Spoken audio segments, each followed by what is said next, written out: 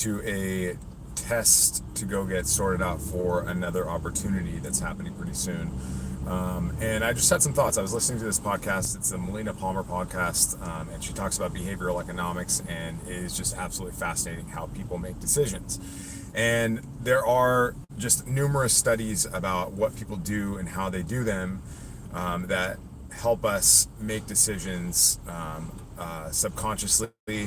Some would say that it's not even fair, but this is what marketers do to influence our decisions to make, to buy products, to take specific actions. And it is absolutely fascinating stuff. It's a field called behavioral economics, and it is, they just really rig the game for us.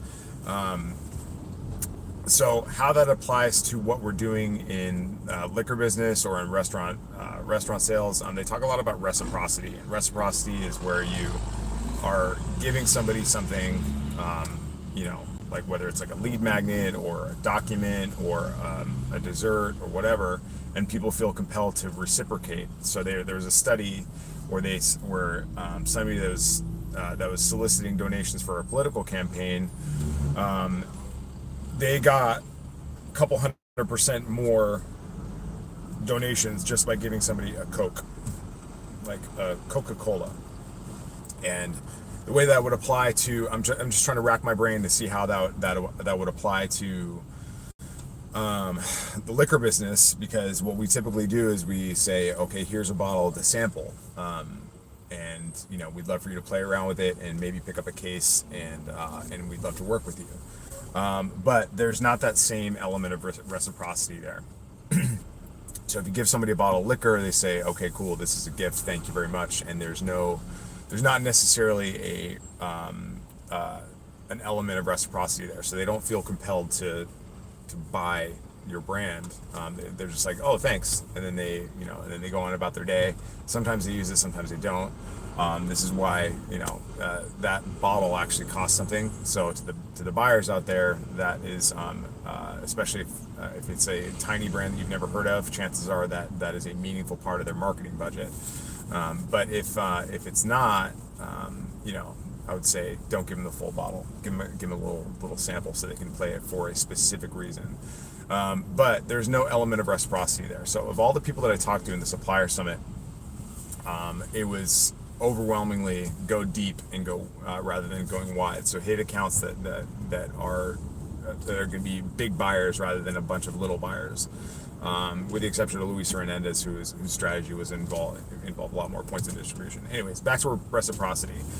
So what I was thinking of was that, like, rather than doing a system where you are, going out and delivering bottles, why not deliver some sort of active service, some sort of a marketing element, or at least helping your clients and customers acknowledge the fact that you're doing something for them, because otherwise it becomes worth less. So if you give something away for free, then the value of that item becomes worth less, which is not a good thing. And so things that we can do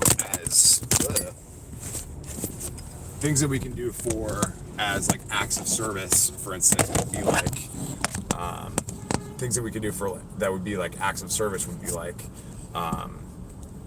leaving a Google review, for instance, or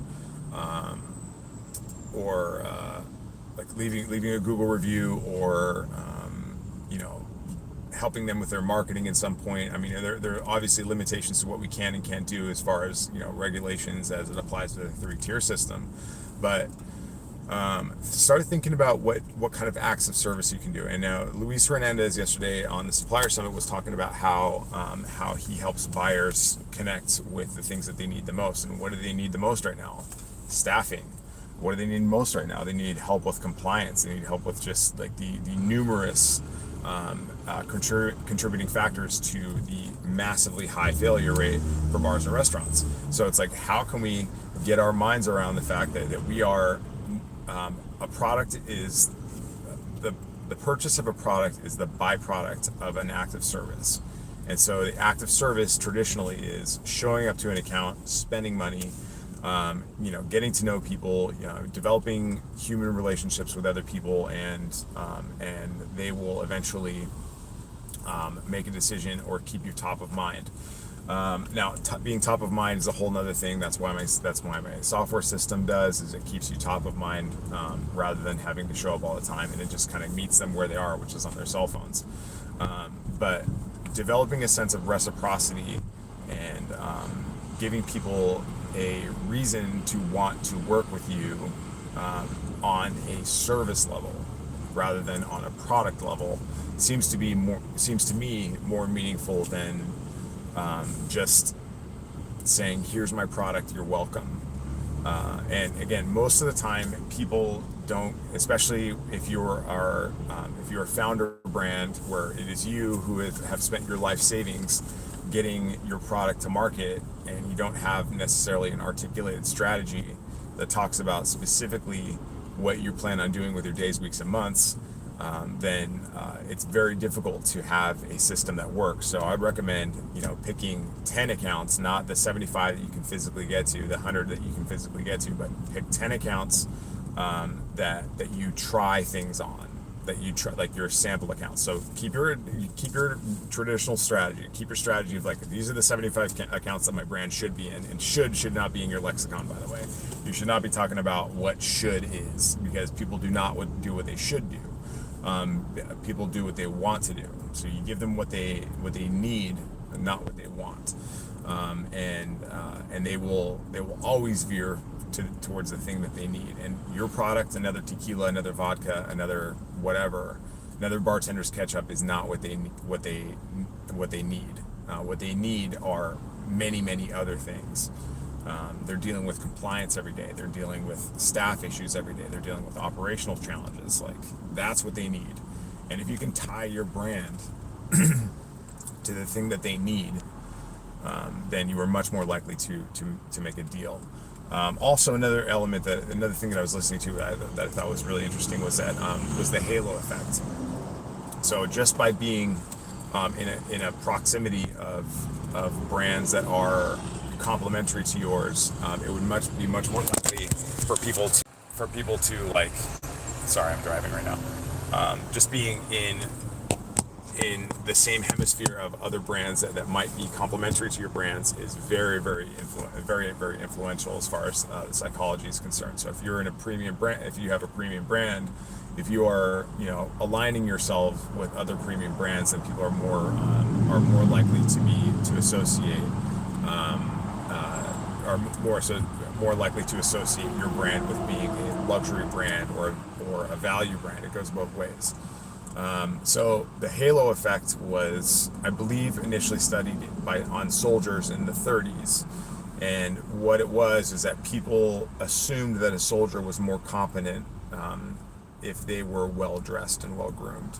And so this goes to, this is a point taken for me, because I don't typically put a lot of effort into a lot of emphasis on how I dress, but it dramatically increases the people's perception of you and increases the value of your brand. So we used to do this all the time when we were bartenders.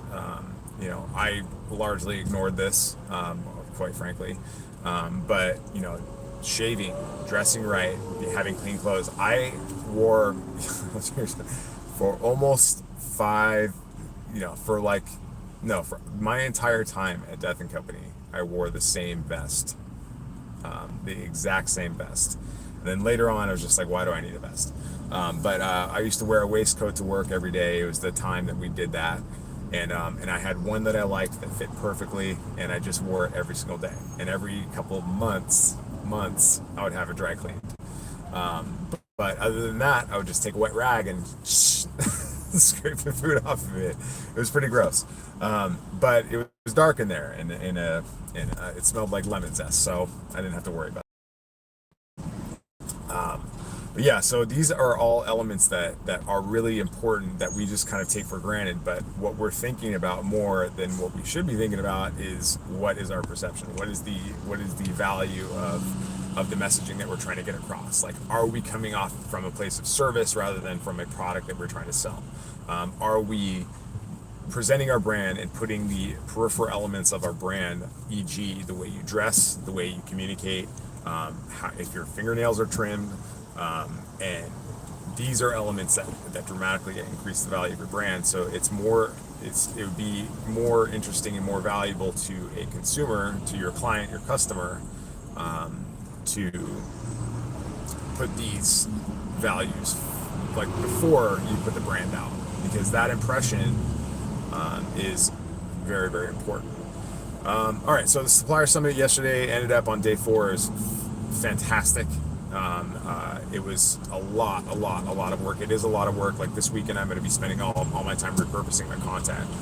So as a value to the presenters that came in, I wanted to make sure that that I am giving them as much value as possible. And so to me, like, they spent an hour away from their families, away from their job to present or to interview, to let me interview them. And so the value that I'm providing them is that I'm going to be taking that video and then chopping up into individual actionable nuggets. And here's exactly how I'm going to do that. So each long form video was recorded, obviously, and I'm going to use the hell out of that. I'm going to repurpose the hell out of that.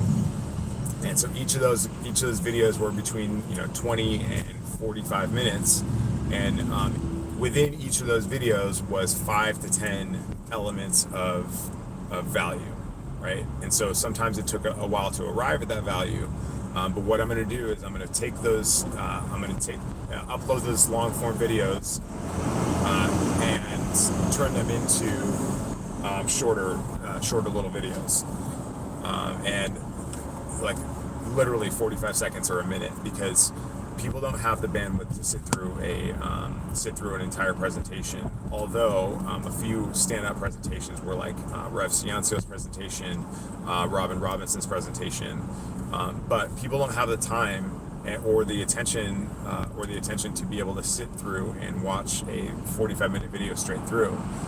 Even given, these days, even given the choice of watching a Netflix video for 90 minutes or watching TikTok for 90 minutes, they'll choose TikTok for 90 minutes. So if you're not producing content, like, I don't expect anybody to watch this, but it's like, if you're not producing content that's like between 45 seconds and a minute, then you are likely not going to be found.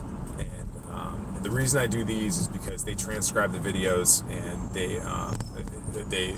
they find the words that you speak, and then these end up in search results, and the algorithm reads how many people actually viewed it live versus how many people replayed it, and blah blah blah blah blah. So I like to just put this stuff out there, mostly to clarify my own thoughts, and to reshare some of the things that I've learned, regardless if there's an audience, because just by saying things, I'm actually learning it myself. These long form videos, which I can chop up into smaller pieces, brand them, issue the assets to the people that presented them, and then they have content that they can use for whatever, just to reinforce their positioning as an expert.